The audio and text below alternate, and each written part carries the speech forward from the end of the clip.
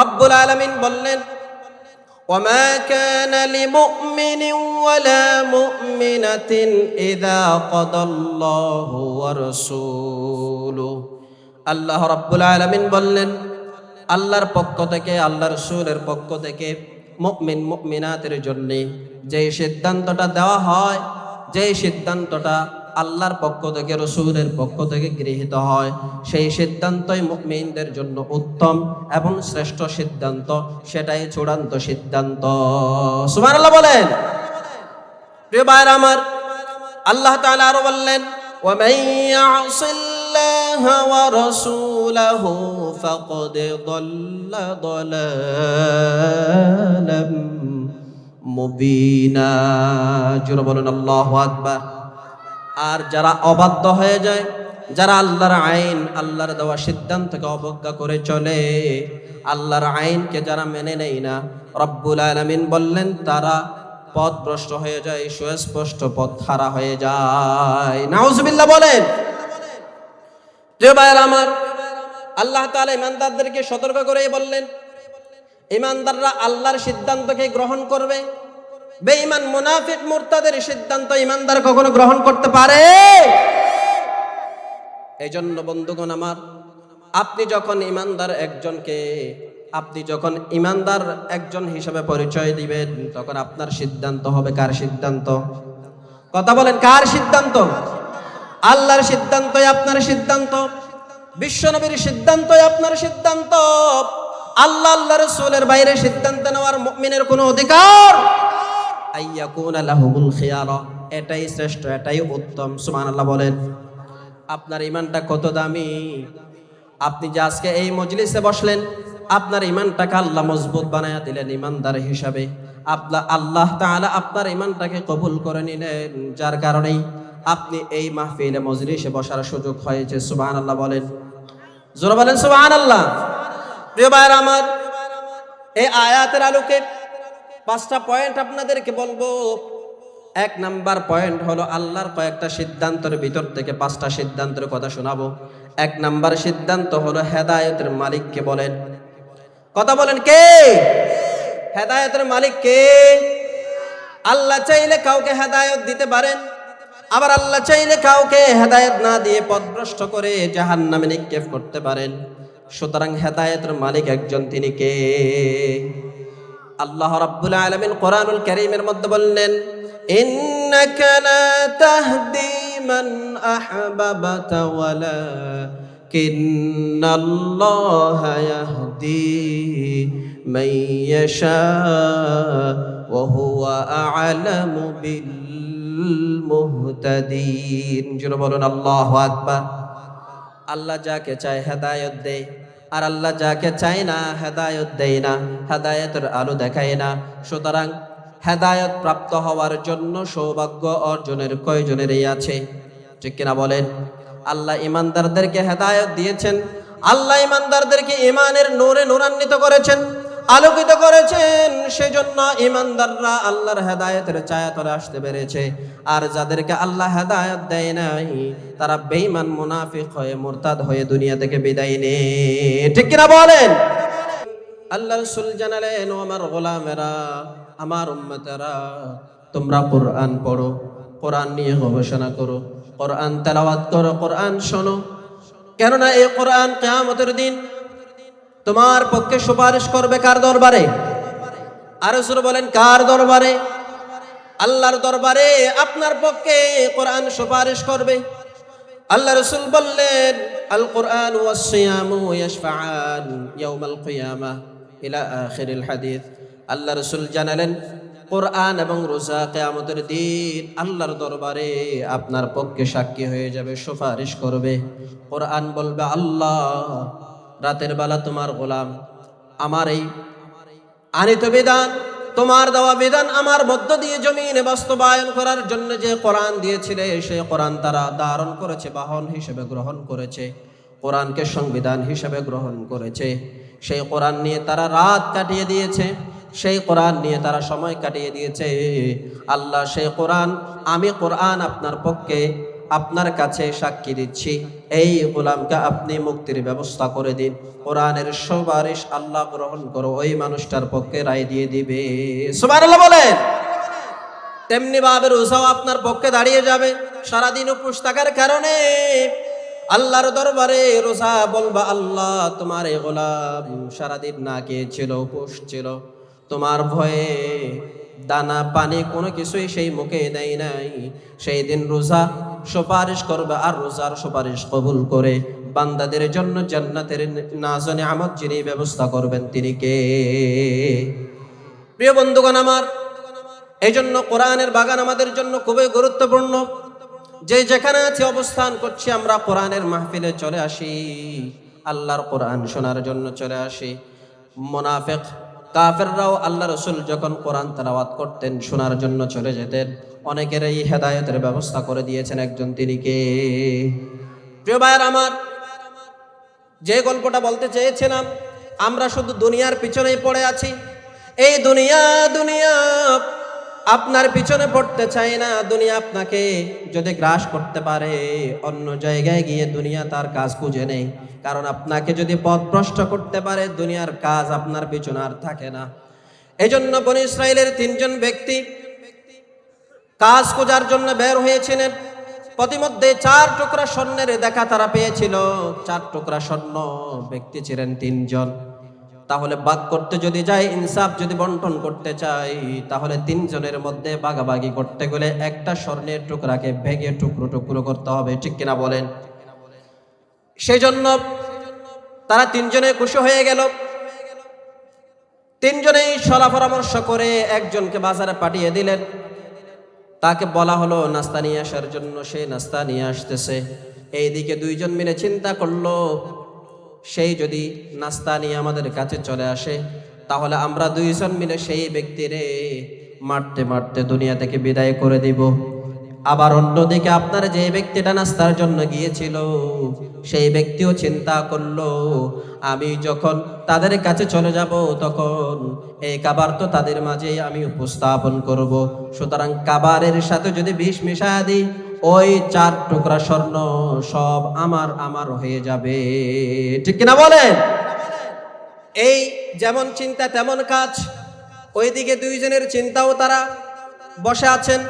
আবার এইদিকে নাস্তা নিয়ে তাদের কাছে যখন চলে যায়, ওই 2 জন ব্যক্তি চিন্তা করলো, দুনিয়া থেকে তার বিদায় করে দিই। 2 জনে আপনার মারতে মারতে যে ব্যক্তি নাস্তা নিয়ে গিয়েছিল তাদের কাছে তার বিদায় করে দিল। এখন স্বর্ণের টুকরা আছে কয়টা বলেন? কথা বলেন, কয়টা আছে? মানুষ আছে কয়জন? তাহলে 2 টুকরা করে ভাগ করে নিলে 2 জনের ভাগে আপনার 2 টুকরা করে পড়ে যায়।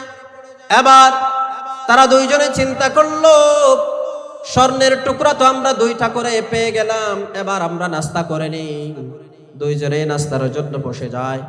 এবার নাস্তা করতে করতে যখন তাদের নাস্তা শেষ হওয়ার পথে 2 জনেই ওই বিষ মিশ্রিত খাবার খেয়ে দুনিয়া থেকে বিদায় নিয়ে চলে গেছে।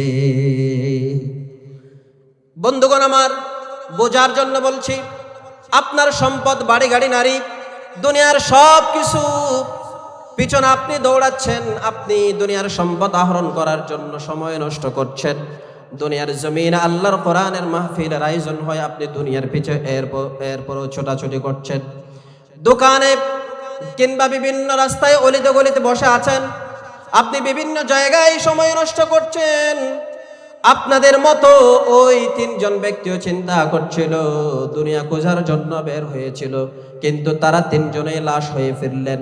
দুনিয়ার জমিনের স্বর্ণ দুনিয়ার জমিনের মধ্যে রয়ে গেলেন। এই 3 জন বিদায় নিয়ে দুনিয়া থেকে চলে গেলেন। আপনি দুনিয়ার পিছনে ছুটতে ছুটতে দৌড়াতে দৌড়াতে আপনার হায়াতের শেষ হয়ে যাবে, কিন্তু দুনিয়াকে কখনো আপনি ছুঁতে পারবেন না, দুনিয়াকে কখনো আপনি গ্রাস করতে পারবেন না। বরঞ্চ দুনিয়ার পেছনে ছোটার কারণে আপনার জীবন যৌবন হায়াত সব শেষ হয়ে যাবে। এরপরেও আপনার পক্ষে আল্লাহর জান্নাতে যাওয়ার জন্য সক্ষম হবে না, ঠিক কিনা বলে? প্রিয় বন্ধুগণ আমার, এটার নামই হলো দুনিয়া। আমরা দুনিয়া দুনিয়া করে জীবনটা শেষ করে দিচ্ছি, হায়াত শেষ করে দিচ্ছি। কিন্তু আল্লাহ তাআলা কোরআনুল কারীমের মধ্যে বললেন, বাল তু'থিরুনাল হায়াতাদ দুনিয়া ওয়াল আখিরাতু খায়রুন ওয়া আবকা। জোরে বলুন আল্লাহু আকবার। আল্লাহ বললেন, দুনিয়ার মোহে জীবনটা নষ্ট করে দিও না। দুনিয়ার হায়াত হলো অতি সীমিত, খুবই সংক্ষিপ্ত। দুনিয়ার পেছনে ছোটার জন্য আল্লাহ একেবারেই নিষেধ করে নাই। যতটুকু আপনার প্রয়োজন ততটুকু দুনিয়ার মধ্যে সময় দিন, যেইটুকু প্রয়োজন ততটুকু পর্যন্ত আপনি দুনিয়ার মধ্যে আপনার সময়টা ব্যয় করুন। আর আপনার প্রয়োজন নাই, আল্লাহর জন্য আপনি জিকির কাটিয়ে সময়টা কাটায়া দেন। সুবহানাল্লাহ বলেন। প্রিয় ভাইয়ের আমার, এই জন্য দুনিয়ার পিছনে নয়, আমরা দৌড়াবো কার দিকে? আরো জোরে বলেন, কার দিকে দৌড়াবো? আল্লাহর দিকে দৌড়াবো। আল্লাহ আছে যেখানে মুমিন থাকবে। আরো জোরে বলেন, আল্লাহ আছে যেখানে মুমিন থাকবে। মাহফিল আছে যেখানে মুসলমান থাকবে সেখানে। ঠিক কিনা বলেন? এই জন্য বাহিরে যারা সুখ টান, দুঃখ টান, নাড়ির টান, বিড়ির টান ব্যস্ত আছেন, তাদেরকে অনুরোধ করছি মাহফিলে চলে আসেন বছরে একবার। ঠিক কিনা বলেন না? এই মাহফিল কি সবসময় থাকে? বছরে কয়বার? একবার। এই জন্য আমরা এই মাহফিলে এসে নিজেদেরকে ধন্য করার চেষ্টা করি। আল্লাহ যেন কবুল করেন, বলি আমিন। সম্মানিত ভাইয়ের আমার, আমরা আমাদের আলোচনার ভিতরে ঢুকবো। আলোচনার বিষয় হচ্ছে আল্লাহ তাআলার কোরআনুল কারীমের একটা আয়াতে কারিমার আলোকে আল্লাহর সিদ্ধান্তই চূড়ান্ত, আল্লাহ রাসূলের সিদ্ধান্তই চূড়ান্ত। বিষয় হলো আল্লাহ এবং তার রাসূলের সিদ্ধান্তই চূড়ান্ত সিদ্ধান্ত। সুবহানাল্লাহ বলেন। রব্বুল আলামিন বললেন, ওয়ামা কানা লিমুমিনিন ওয়ালা মুমিনাতিন ইযা কাদাল্লাহু ওয়া রাসূলুহু। আল্লাহ রাব্বুল আলামিন বললেন, আল্লাহর পক্ষ থেকে, আল্লাহর রাসূলের পক্ষ থেকে মুমিন মুমিনাতের জন্য যে সিদ্ধান্তটা দেওয়া হয়, যে সিদ্ধান্তটা আল্লাহর পক্ষ থেকে, রাসূলের পক্ষ থেকে গৃহীত হয়, সেই সিদ্ধান্তই মুমিনদের জন্য উত্তম এবং শ্রেষ্ঠ সিদ্ধান্ত, সেটাই চূড়ান্ত সিদ্ধান্ত। সুবহানাল্লাহ বলেন। প্রিয় ভাইরা আমার, আল্লাহ তাআলা আরো বললেন, ওয়া মান ইয়াসিল্লাহা ওয়া রাসূলাহু ফাকাদ দাল্লা দালালাম মুবিনা। জোরে বলুন আল্লাহু আকবার। আর যারা অবাধ্য হয়ে যায়, যারা আল্লাহর আইন, আল্লাহর দেওয়া সিদ্ধান্তকে অবজ্ঞা করে চলে, আল্লাহর আইনকে যারা মেনে নেয় না, রব্বুল আলামিন বললেন তারা পথভ্রষ্ট হয়ে যায়, সুস্পষ্ট পথ হারা হয়ে যায়। নাউজুবিল্লাহ বলেন। প্রিয় ভাইরা আমার, আল্লাহ তাআলা ইমানদারদেরকে সতর্ক করে বললেন, ইমানদাররা আল্লাহর সিদ্ধান্তকে গ্রহণ করবে। বেঈমান মুনাফিক মুরতাদের সিদ্ধান্ত ইমানদার কখনো গ্রহণ করতে পারে? এই জন্য বন্ধুগণ আমার, আপনি যখন ইমানদার একজন হিসেবে পরিচয় দিবেন, তখন আপনার সিদ্ধান্ত হবে কার সিদ্ধান্ত? কথা বলেন, কার সিদ্ধান্ত? আল্লাহর সিদ্ধান্তই আপনার সিদ্ধান্ত, বিশ্বনবীর সিদ্ধান্তই আপনার সিদ্ধান্ত। আল্লাহ রাসূলের বাইরে সিদ্ধান্ত নেওয়ার মুমিনের কোনো অধিকার আইয়াকুনা লাহুমুল খিয়ারা, এটাই শ্রেষ্ঠ, এটাই উত্তম। সুবহানাল্লাহ বলেন। আপনার ইমানটা কত দামি! আপনি যে আজকে এই মজলিসে বসলেন, আপনার ইমানটাকে আল্লাহ মজবুত বানায়া দিলেন ইমানদার হিসাবে। আল্লাহ তাআলা আপনার ইমানটাকে কবুল করে নিলেন, যার কারণেই আপনি এই মাহফিলে মজলিসে বসার সুযোগ হয়েছে। সুবহানাল্লাহ বলেন। জোরে বলেন সুবহানাল্লাহ। প্রিয় ভাইরা আমার, এই আয়াতের আলোকে 5টা পয়েন্ট আপনাদেরকে বলবো। 1 নাম্বার পয়েন্ট হলো আল্লাহর কয়েকটা সিদ্ধান্তের ভিতর থেকে 5টা সিদ্ধান্তের কথা শোনাবো। 1 নাম্বার সিদ্ধান্ত হলো হেদায়েতের মালিককে বলেন। কথা বলেন, কে হেদায়েতের মালিক? কে? আল্লাহ চাইলে কাউকে হেদায়েত দিতে পারেন, আবার আল্লাহ চাইলে কাউকে হেদায়েত না দিয়ে পথভ্রষ্ট করে জাহান্নামে নিক্ষেপ করতে পারেন। সুতরাং হেদায়েতের মালিক একজন, তিনি কে? আল্লাহ রাব্বুল আলামিন কোরআনুল কারীমের মধ্যে বললেন, ইন্নাকা লা তাহদি মান আহবাবতা ওয়ালাকিন্নাল্লাহা ইয়াহদি মান ইয়াশা ওয়া হুয়া আ'লামু বিল মুহতাদিন। মুহতাদিন। জোরে বলুন আল্লাহু আকবার। আল্লাহ যাকে চায় হেদায়েত দেয়, আর আল্লাহ যাকে চায় না হেদায়েত দেয় না, হেদায়েতের আলো দেখায় না। সুতরাং হেদায়েত প্রাপ্ত হওয়ার জন্য সৌভাগ্য অর্জনের কয়জনেরই আছে? ঠিক কিনা বলেন? আল্লাহ ইমানদারদেরকে হেদায়েত দিয়েছেন, আল্লাহ ইমানদারদেরকে ইমানের নূরে নূরান্বিত করেছেন, আলোকিত করেছেন। সেজন্য ইমানদাররা আল্লাহর হেদায়েতের ছায়াতলে আসতে পেরেছে। আর যাদেরকে আল্লাহ হেদায়েত দেয় নাই, তারা বেঈমান মুনাফিক হয়ে মুরতাদ হয়ে দুনিয়া থেকে বিদায় নেয়। ঠিক কিনা বলেন? ঠিক তেমনি ভাবে আল্লাহ রাসূলের চাচা আবু তালিব, বিশ্বনবী সাল্লাল্লাহু আলাইহি ওয়াসাল্লাম আবু তালিব যখন মৃত্যু শয্যায় পড়ে গিয়েছিলেন, তখন তার কাছেই গেলেন। যাওয়ার পরে আল্লাহ রাসূল বললেন, কুল লা ইলাহা ইল্লাল্লাহ। চাচা যান, লা ইলাহা ইল্লাল্লাহ বলুন, আল্লাহর উপরে ঈমান আনেন। তখন তার পাশে ছিলেন আবু জাহাল আর উমাইয়া। দুইজনে চিন্তা করলেন, আব্দুল মুত্তালিবের ধর্ম ছেড়ে তুমি কি মুহাম্মদের ধর্ম গ্রহণ করবা নাকি? তখন আল্লাহ রাসূল সাল্লাল্লাহু আলাইহি ওয়াসাল্লাম আবারও তাগিদ দিলেন আবু তালিবকে, ও চাচা যান, ধর্ম গ্রহণ করেন, আল্লাহর উপরে ঈমান আনেন, আল্লাহর উপরে বিশ্বাস স্থাপন করেন। কিন্তু আবু তালেব ঈমান আনে নাই। সর্বশেষ পর্যন্ত আবু তালেব বললেন যে আমার দাদা যান আমার বাবা আব্দুল মুত্তালিব যেই ধর্মের উপরে ছিল, আমার পূর্বপুরুষরা যেই ধর্মের উপরে ছিল, সেই ধর্মের উপরে আমি মৃত্যুবরণ করলাম। নাউজুবিল্লাহ বলেন। সাহাবায়ে কেরামগণ জিজ্ঞেস করলেন, ইয়া রাসূলুল্লাহ সাল্লাল্লাহু আলাইহি ওয়াসাল্লাম, আপনি কি আপনার চাচার জন্য কোনো কিছু করতে পেরেছেন নাকি? আল্লাহ রাসূল বললেন, ও আমার সাহাবীরা, আমি আমার চাচার জন্য সামান্য কিছু করতে পেরেছি। যে তিনি বললেন, আমার চাচার জন্য সবচেয়ে কম শাস্তি জাহান্নামের ভিতরে আমি আল্লাহর পক্ষে আল্লাহর নিকট কথা বলে ক্ষমায়ে দিতে পেরেছি। আল্লাহ রাসূল সাল্লাল্লাহু আলাইহি ওয়াসাল্লাম আরো বললেন, ও হুয়া মুনতাইলুন বিনা আলাইন মিন নার। আল্লাহ রাব্বুল আলামিন কিয়ামতের ময়দানে আবু তালিবকে যেই শাস্তিটা দিবে, সেই শাস্তিটা হলো সবচেয়ে কম শাস্তি। সেটা হলো আপনার তার পায়ের মধ্যে, তার দুই পায়ের মধ্যে মৌজা পড়ানো হবে, জাহান্নামের মৌজা। ওই জাহান্নামের জুতা পড়ানো হবে। জাহান্নামের জুতা পড়ানোর মধ্য দিয়ে তার ভেতরে যেই শাস্তিটা হবে, সেই শাস্তির মধ্য দিয়ে তার মাথার মগজগুলো আপনার টকবক করবে। নাউজুবিল্লাহ বলেন। আবু তালিবের শাস্তি সবচেয়ে কম হবে, কম শাস্তিটার পরিমাণটাও হবে, মাথার মগজগুলো টকবক করবে, মাথার উপরে উঠে যাবে। তাহলে এইটুকুর মধ্য থেকে আমরা বুঝতে পারি আল্লাহ রাসূল সাল্লাল্লাহু আলাইহি ওয়াসাল্লাম যে হালকা শাস্তির কথা বললেন, সেটাও অনেক বেশি হয়ে যাবে। ঠিক কিনা বলেন? যে ভাইরা আমার, এজন্য আল্লাহ রাসূল সাল্লাল্লাহু আলাইহি ওয়াসাল্লাম বর্ণনা দিলেন, আমার চাচা আবু তালিব সে জাহান্নামের শাস্তি ভোগ করবে। হুয়া ফি তাহদাহিম মিন নার ওয়ালাউলা আনা লাকানা ফিদ দারকিল আসফালি মিনান নার। জাহান্নামের সবচেয়ে গভীর শাস্তি থেকে আল্লাহ তাকে কিছু হালকা শাস্তি দিবে, তবে ওই হালকা শাস্তিটাও তার মগজগুলো টকবক করবে। প্রিয় ভাইরা আমার, তাহলে হেদায়েতের মালিক কে বলেন? আল্লাহ রাসূল বলার পরেও, জাহান্নামের শাস্তির কথা শোনানোর পরেও তার সামনে আবু জাহাল আর উমাইয়ার কথা শুনলেন, রাসূলের কথা শুনে নাই, ঈমান আনে নাই, ঈমান নসিব হয় নাই। সেজন্য আল্লাহ বললেন, আপনি নবী চাইলে কাউকে মুহাব্বত করলে তার উপর ঈমান আনয়ন সম্ভব হয় না যতক্ষণ না আমি রব তার ঈমান কবুল করে নেই।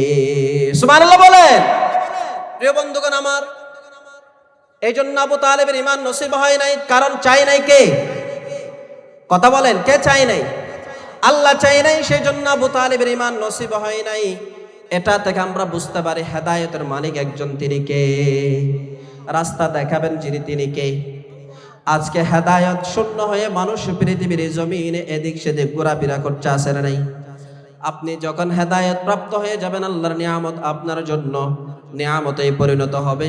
আর আপনি যখন হেদায়েত শূন্য হয়ে জীবনে চলাফেরা করবেন, তখন আপনার জন্য এই নিয়ামতগুলো নিয়ামত নয়, যেন আপনার উপর আযাব আর গজবে পরিণত হয়। ঠিক কিনা বলেন? প্রিয় ভাইরা আমার, আরেকজন ব্যক্তি আমেরিকান অধ্যাপক, গণিত বিভাগের অধ্যাপক, সেই ব্যক্তির নাম হলো ডক্টর জেফ্রি ল্যাং। তিনি 1980 সালে ইসলাম গ্রহণ করলেন, খ্রিস্টান ছিলেন, তার উপর আল্লাহ হেদায়েত দিয়েছেন। আপনার মালকম এক্স তিনি ইসলাম ধর্ম গ্রহণ করলেন, মোহাম্মদ আলী বিখ্যাত বক্সার তিনি ইসলাম ধর্ম গ্রহণ করলেন। এভাবে ডক্টর জেফরি ল্যাং যখন ইসলাম ধর্ম গ্রহণ করলেন, তার ইসলাম ধর্মে গ্রহণ করার সময় তার একটা দীর্ঘ স্ট্রাগল ছিল, সংগ্রাম ছিল। তিনি সেই সংগ্রাম নিয়েই বই লিখে ফেলেছেন। সুবহানাল্লাহ বলেন। ডক্টর জেফরি ল্যাং যখন তিনি চিন্তা করলেন, তিনি প্রথমত অ্যাথিস্ট ছিলেন, নাস্তিক ছিলেন। নাস্তিক থাকার আগেও সে ছিল একজন খ্রিস্টান, যে তার মেধার ভিতরে এমন একটা বাল্ব ছিল, এমন একটা জ্ঞান ছিল, যেটা দিয়ে সেই যুক্তি দিয়া প্রমাণ করার চেষ্টা করত। খ্রিস্টান ধর্মের ভিতরে সে খুঁজতে চাইতো যে রসুল আল্লাহ রাব্বুল আলামিন আছেন কিনা, আল্লাহ রাব্বুল আলামিনের সৃষ্টি নিয়ে গবেষণা করতেন, চিন্তা করতেন। সেই খ্রিস্টান ধর্মের ভিতরে তার প্রশ্নের উত্তর পায় নাই। তখন সে নাস্তিক হয়ে যায়, এথিস্ট হয়ে যায়। পরবর্তীতে সে আরো নাস্তিক হওয়ার পরেও যখন তার মনের প্রশ্নগুলোর উত্তর পায় না, তখন কোরআনের অনুবাদ পড়া শুরু করলেন। কোরআনের অনুবাদ যখন তিনি পড়তে শুরু করলেন, তিনি দেখতে পেলেন একটা পাতার মধ্যে যখন তার প্রশ্ন জাগ্রত হয় কলবের ভিতরে, দ্বিতীয় পাতায় যখন যায় তার প্রশ্নের উত্তর সেই পাতার মধ্যে পেয়ে যায়। সুবহানাল্লাহ বলবেন না? এভাবে তৃতীয় আরেকটা পাতা যখন সে উল্টায়, কোরআনের আরেকটা পেজ যখন সে খুলে, তার আরেকটা প্রশ্নের উত্তর সে পেয়ে যায়। এভাবে কোরআনের ভাষা, কোরআনের যুক্তি, কোরআনের সায়েন্স তাকে এত বেশি আপনার বোঝার জন্যে মন মানসিকতা তৈরি করে দিয়েছে, এই কোরআনের কাছেই এসে সে ইসলাম ধর্ম গ্রহণ করে মুসলমান হয়ে গিয়েছে 1980 দশকে। সুবহানাল্লাহ বলেন। তার জীবনে হেদায়েত রেখেছেন কে? আবু তালেব রসুলের চাচা হওয়া সত্ত্বেও রসুল তার কাছ থেকে খেদমত পেয়েছিলেন, এরপরও সে ইমানদার হতে পারে নাই। আর একজন খ্রিস্টান কোরআন নিয়ে গবেষণা করলো, কোরআনের ভিতরে প্রশ্নের উত্তর বুঝলেন, আল্লাহ তারে ইমানদার বানায়া, মুমিন বানায়া, মুসলমান বানায়া দুনিয়া থেকে বিদায় নিয়ে নিলেন। সুবহানাল্লাহ বলেন না? এই ব্যক্তি তার দীর্ঘ সংগ্রাম নিয়ে কয়েকটা বই লিখে ফেলেছেন। সম্মানিত ভাইরা আমার, এই জন্য হেদায়েতের মালিক কে? কথা বলেন কে? সে আল্লাহ এখনো আছে না নাই? আল্লাহ যদি তাকে, আল্লাহ হেদায়েতের মালিক, হেদায়েত কারে দিবে কারে দিবে না এই সিদ্ধান্ত একজনের, চিল্লায় বলেন তিনি কে? দুনিয়ার এই জমিনের মধ্যে কত বাদশা ছিল, কত ফেরাউন ছিল, হেদায়েত নসিব হয় নাই। বাংলার জমিনেও একজন লেডি ফেরাউন ছিল, ছিল কি ছিল না? কিন্তু হেদায়েতের মালিক কে বলেন? মানুষের উপর জুলুম করলো, অন্যায় করলো, জালেমি শাসন কায়েম করলো, কিন্তু ইমানদারদেরকে সেই দমিয়ে দিতে চেয়েছিল, কিন্তু পারে নাই। ইমানদারদের উপরে রাজি ছিলেন একজন, তিনি কে? যে ভাইয়ের আমার, সেজন্য বলেন হেদায়েতের মালিক একজন, তিনি কে?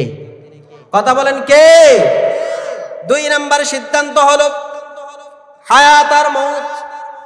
আর মানুষের হায়াত, মানুষের আয়ু সবগুলো নির্ধারিত হয় কার পক্ষ থেকে? জোরে বলেন, কার পক্ষ থেকে? মানুষ চাইলেও মৃত্যুবরণ করতে পারে না, আবার চাইলে মানুষ দুনিয়ার জমিনে আসতে পারে না। দুনিয়ায় যদি আসতে হয় কার হুকুমে আসতে হবে? আবার দুনিয়া থেকে যখন মানুষ চলে যায় কার হুকুমে চলে যাওয়া লাগবে? আল্লাহ তাআলা যখন এই মানুষের জন্য মৃত্যু নির্ধারণ করে দেন, সেই সময়টার 1 সেকেন্ড আগেও হবে না, পরেও হবে না। সময় যখন হয়ে যাবে, আজরাইল তার রূহটা কবজ করে দুনিয়া থেকে নিয়ে যাবে। ঠিক কিনা বলেন? প্রিয় ভাইরা আমার, সেজন্য রব্বুল আলামিন বললেন, আইনামা তাকুনু ইউদরিকুমুল মাউত ওয়ালাউ কুনতুম ফি বুরুজিম মুশাইয়াদা। জোরে বলেন আল্লাহু আকবার। আপনি যেই জায়গায় অবস্থান করেন না কেন, হোক সেটা গ্লাস ফিটিং আপনার রুম, যেই কক্ষেই থাকেন না কেন, সেই কক্ষের ভিতরে আজরাইল ঢুকে আপনার রূহটা কবজ করে নিয়ে যাবে কার দরবারে? প্রিয় বন্ধুগণ আমার, সুলাইমান আলাইহিস সালাতু ওয়াস সালামের জামানায় তিনি তার উজিরদের নিয়ে বৈঠক করছিলেন। সেই বৈঠকের মধ্যে মালাকুল মউত উপস্থিত ছিলেন। বৈঠক যখন শেষ প্রান্তে এসে যায়, সুলাইমান আলাইহিস সালাতু ওয়াস সালাম তার এই বৈঠকের ইতি যখন টানতে যাচ্ছিলেন, তখন মালাকুল মউত ফিরে যাচ্ছিল। ফিরে যাওয়ার সময় ওই উজিরের কাছে বড় বড় চোখ দ্বারা সে তাকাচ্ছিল। এমন সময় তিনি জিজ্ঞেস করলেন বাদশাহ সুলাইমানকে, তিনি কে? মান হুয়া? সুলাইমান আলাইহিস সালাতু ওয়াস সালাম বললেন, হাদা মালাকুল মউত। তিনি কে বলেন? তিনি কে? মালাকুল মউত। এরপরে তিনি ভয় পেয়ে গেলেন, বললেন সুলাইমান আলাইহিস সালাতু ওয়াস সালামকে বললেন, আমাকে এই জায়গা থেকে হিন্দুস্তানে পাঠিয়ে দেন। আপনার হুকুম তো মেঘমালাগুলো চলে, আপনার হুকুম তো বাতাসগুলো শোনে। আপনি একটু অর্ডার করুন, আদেশ দিন মেঘমালা যেন আমাকে দূরবর্তী একটা জায়গায় নিয়ে যায়। এরপরে সুলাইমান আলাইহিস সালাতু ওয়াস সালামের আদেশে ওই ব্যক্তিকে, সুলাইমান আলাইহিস সালাতু ওয়াস সালামের উজিরকে মেঘমালার উপরে উঠিয়ে দেওয়া হলো। হিন্দুস্তানে গিয়ে তাকে রেখে আসা হলো। কিছুক্ষণ পর দেখা যায় মালাকুল মউত আবার সুলাইমান আলাইহিস সালাতু ওয়াস সালামের কাছে হাজির।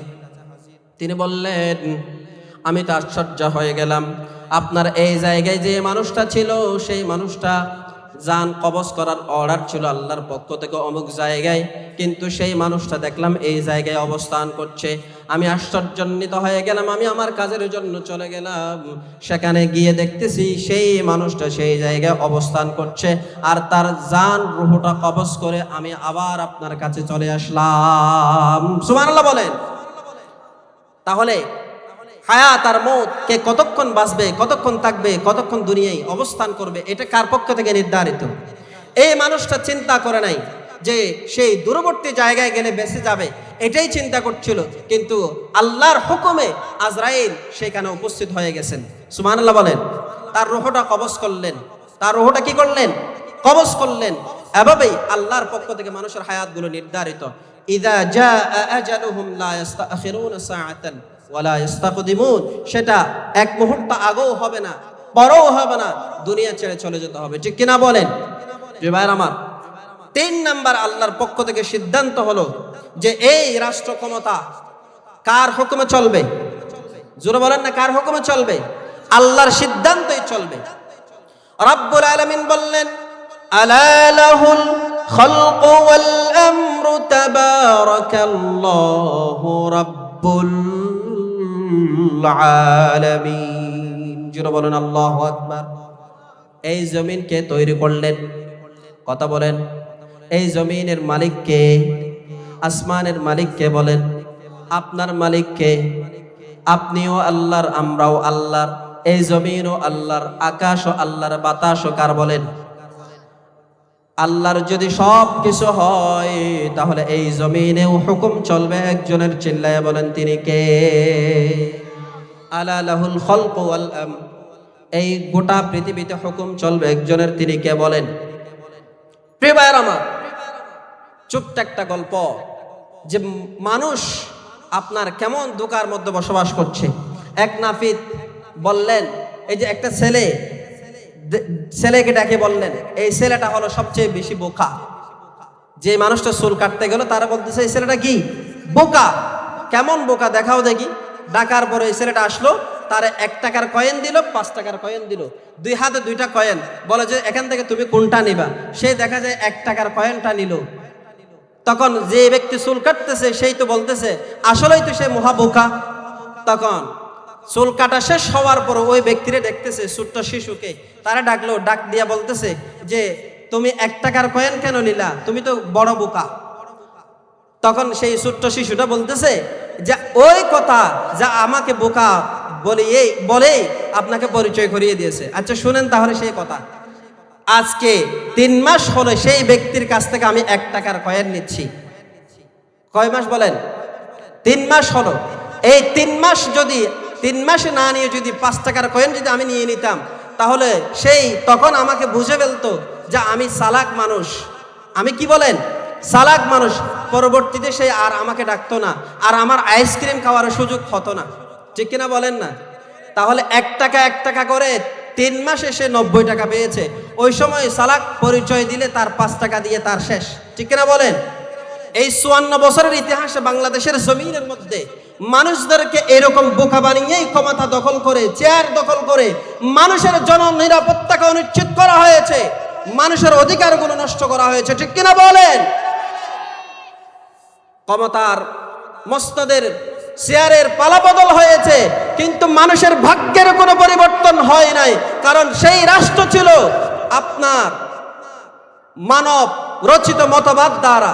কোরআন দিয়ে যদি কখনো রাষ্ট্র ক্ষমতা পরিচালিত হয়, সেই রাষ্ট্রই মানুষের অধিকার নিশ্চিত করতে পারবে, ঠিক কিনা বলেন? যেই রাষ্ট্রের মধ্যে বিশ্বনবী সাল্লাল্লাহু আলাইহি ওয়াসাল্লাম মদিনা সনদ বাস্তবায়ন করেছিলেন, 10 বছরের ভিতরে চুরি ডাকাতি হয় নাই, 10 বছরের ভিতরে কোন রাহাজানি হয় নাই, মানুষের অধিকার নিশ্চিত করেছেন, মানুষের উপরে জুলুম অত্যাচার নিষিদ্ধ করেছেন। সেই 10 বছরের শাসন যদি কোরআন দিয়ে চলতে পারে, আগামীর সংসদ যদি কোরআন দিয়ে চলতে পারে, আমাদের এই বাংলাদেশে মদিনার সনদ কোরআনের সংবিধান দ্বারা যদি চলতে পারে, আগামী দিনে ইসলামী হুকুমত যদি কায়েম হতে পারে, তাহলে মানুষের ভাগ্য আর মানুষের জননিরাপত্তা নিশ্চিত হবে, ঠিক কিনা বলেন? প্রিয় ভাইয়েরা আমার, এই ধরনের শাসনের প্রয়োজন আছে না নাই? এর জন্য দরকার আপনার আমানত নির্ধারিত ব্যক্তির কাছে ফিরিয়ে দেওয়া, ঠিক কিনা বলেন? রব্বুল আলামিন বললেন, ইন্নাল্লাহা ইয়া'মুরুকুম আন তুআদ্দুল আমানাতি ইলা আহলিহা। জোরে বলেন আল্লাহু আকবার। রাষ্ট্র ক্ষমতা হলো ইবাদত, ভোগের বিষয় নয়, এটা ভোগ করার জিনিস নয়, জুলুম করার মাধ্যম নয়। রাষ্ট্র ক্ষমতা কি বলেন? ইবাদত। এই ইবাদতের হকদার যিনি, তার কাছে সে আমানত ফিরিয়ে দেওয়াই হলো মুমিনের কর্তব্য এবং দায়িত্ব, ঠিক কিনা বলেন না? এজন্য টাকা দিয়া পয়সা দিয়া মানুষের কাছে মাথা বড় দুর্ভাগ্যের বিষয় হলো এটা যে মানুষ আপনার কত নিজেকে নিচে নামিয়ে ফেলে। দেখেন, কোরবানির সময় গরুর মাথা, মহিষের মাথা বিক্রি হয় 5,000 দিয়া, 7,000 দিয়া, কিন্তু ভোটের সময় ইলেকশন আসলে মানুষ তার মাথাটা বিক্রি করে দেয় মানুষ মাত্র 300 আর 500 টাকা দিয়া, ঠিক কিনা বলেন? এবার আর মাথা বিক্রি হবে না, এবার রাষ্ট্র ক্ষমতায় কোরআন আর ইসলামকে আমরা দেখতে চাই, ঠিক কিনা বলেন? প্রিয় ভাইরা আমার, যে কথাগুলো বলছিলাম, আল্লাহ যেন আমাদের সকলকে আমল করবার এবং বুঝবার তৌফিক দান করে। আল্লাহ তাআলা যেন আমাদের চাওয়া এবং পাওয়া এবং শহীদ শরীফ ওসমান হাদির চাওয়া, সাইফুল ইসলাম আলিফের চাওয়া যেন কবুল করেন। জুলাইয়ের যে চাওয়া, বৈষম্যহীন বাংলাদেশ, যেটা সকল শহীদরা চেয়েছিলেন, হাজারের অধিক শহীদরা চেয়েছিলেন, সেই বাংলাদেশ যেন কায়েম হয়, সেটাই আমরা চাইবো, ঠিক কিনা বলেন? আল্লাহ তাআলা আমাদের চাওয়া পাওয়া এবং আমাদের সবকিছু যেন কবুল করেন। মা তৌফিক ইল্লা বিল্লাহ।